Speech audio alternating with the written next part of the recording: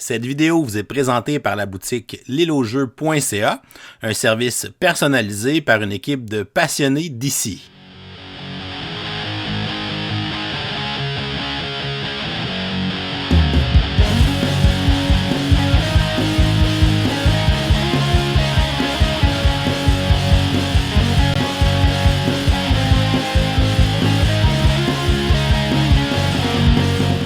Bonjour chers amis joueurs, ici LP et je te présente aujourd'hui dans ce nouvel épisode de Kickstarter sur un Or Not le tout petit jeu de mots qui s'appelle So Clover. C'est un jeu extrêmement simple, c'est un jeu coopératif qui se veut être un peu successeur des Codenames Just One, des jeux dans ce type.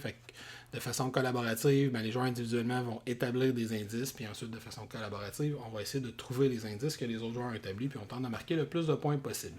C'est un jeu que j'attendais quand même pas mal, j'avais entendu des très bonnes choses, est-il bon? Mais comme d'habitude, je t'indique comment on l'installe, comment on y joue. Je reviens à la fin te dire ce que j'en pense. Ça devrait pas être une vidéo trop long.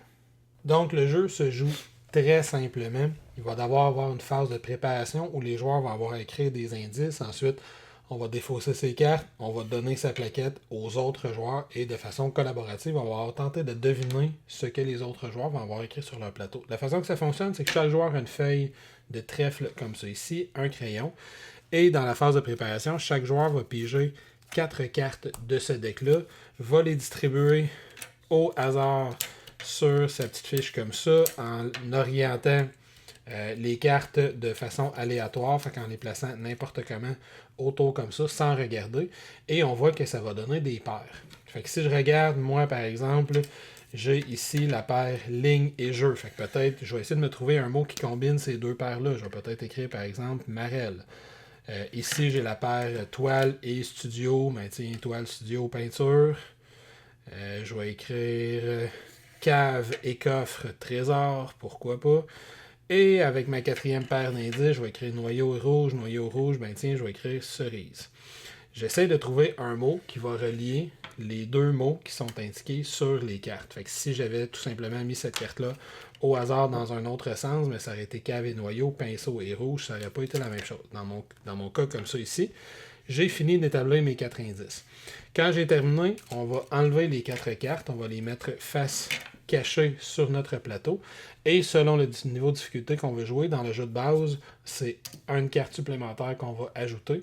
Tout simplement dans notre deck de cartes comme ça, on va les brasser. Puis ensuite, on est prêt à passer à la deuxième phase du jeu. Si on joue à un niveau de difficulté plus haut, là, il n'y a pas de limite, mais on pourrait tout simplement rajouter une deuxième, voire pourquoi pas une troisième carte en rendant le jeu de plus en plus difficile dans notre deck de cartes. Dans la deuxième phase de jeu, tous les joueurs vont avoir fait cette préparation-là. Si on joue une partie à 3, à 4, à 5 ou à 6 joueurs, ça ne change rien. Tous les joueurs vont avoir fait la préparation. Puis là, ce qu'on va faire, c'est qu'on va donc avoir une série de trèfles, comme ça ici, avec un deck de cartes sur chaque trèfle. En prenant les joueurs un par un, disons que là, c'est rendu à mon tour, je vais donner mon trèfle à tous les autres joueurs. Les autres joueurs vont pouvoir révéler les différentes cartes, les cartes, qu'ils savent que dans ces cartes-là, il y en a 4 qui sont bonnes. Les autres ne le sauront pas, évidemment. Et ils vont avoir essayé de trouver dans quelle combinaison mes cartes ont été placées. Ils vont regarder ici trésor. Ils vont regarder trésor, il y a sûrement une cave dans laquelle on peut trouver un trésor. Puis tiens, aventure, ça fonctionne bien. Cave et aventure. Peinture, parapluie, ça marche pas trop. Bref, ils vont essayer Marelle. Il va y avoir jeu comme ça ici probablement. Puis Marelle, qu'est-ce qu'on pourrait avoir d'autre? Poivre, chapeau, noyau, pinceau, cauchemar, on peinture des choses pour la marelle. Disons que de façon très rapidement, on a placé ça comme ça. Quand les joueurs se sont entendus sur la façon dont les cartes ont été placées, moi, j'ai un rôle à jouer. Je vais leur dire il y a combien de cartes qui sont bonnes. Si par miracle, ils ont placé toutes les cartes correctement du premier coup. Dans mon cas, c'était quoi que j'avais placé? Trésor, coffre, il était comme ça. Ici, toile, il allait comme ça. Ici, et j'avais jeu avec ligne comme ça, ici. Si mon équipe a réussi à placer ces 4 cartes-là, on va marquer 1 point par carte et on va marquer un bonus de 2 points parce qu'ils ont réussi à le faire du premier coup. S'il y avait eu une erreur, disons par exemple qu'à tout hasard, ils avaient placé les cartes comme ça, moi, sans dire un seul mot, tout ce que je ferais, c'est que j'enlèverais cette carte-ci et je la remettrais avec les autres cartes. Et là, même si une carte est partiellement bonnes, mais pas au bon endroit. Disons par exemple qu'ils ont mis, j'avais cave avec coffre, disons qu'ils ont mis ça comme ça ici. Mais ces deux cartes-là sont bonnes, mais elles ne sont pas au bon endroit. Fait que de toute façon, sans dire un mot, je les enlève. Et là, les joueurs ont une deuxième chance de s'y reprendre. Ils savent que ces deux cartes-là sont bonnes. Disons que dans leur deuxième chance, ils vont les placer comme il faut. Ben là, ils vont faire 1 point par carte, mais ils ne marqueront pas le 2 points boni pour l'avoir réussi du premier coup. Et si jamais après leur deuxième coup, ben, il y en avait juste 3, ben, ils feraient seulement 3 points. Ils ne feraient pas le 4e point. On fait la même chose, puis on peut l'écrire. On suggère de l'écrire de l'autre côté. Fait que disons qu'ils l'ont réussi du deuxième coup, mais sans l'avoir réussi du premier coup, donc sans avoir le bonus. De l'autre côté du trèfle, on va écrire on a réussi 4 points, on va mettre ça de côté. Puis ensuite, on va continuer avec le trèfle d'un autre joueur. Ces cartes-là seront toutes, tout simplement, défaussées. Fait que le prochain joueur, on fait la même chose. Une fois que tous les joueurs ont passé, ben on va tout simplement comparer notre score avec la petite table qui est ici. Fait que si je suis dans une partie à 5 joueurs, pour avoir la victoire, on va avoir un minimum de 19 points qu'on va viser. Dans une partie à 6 joueurs, c'est 23. Dans une partie à 3 joueurs, c'est 11. On va avoir des scores qu'on peut essayer d'aller chercher qui sont beaucoup plus hauts. Si on a des scores plus faibles, ben on recommence puis on réessaie. Alors voilà, c'était So Clover. Fait qu'un petit jeu extrêmement simple.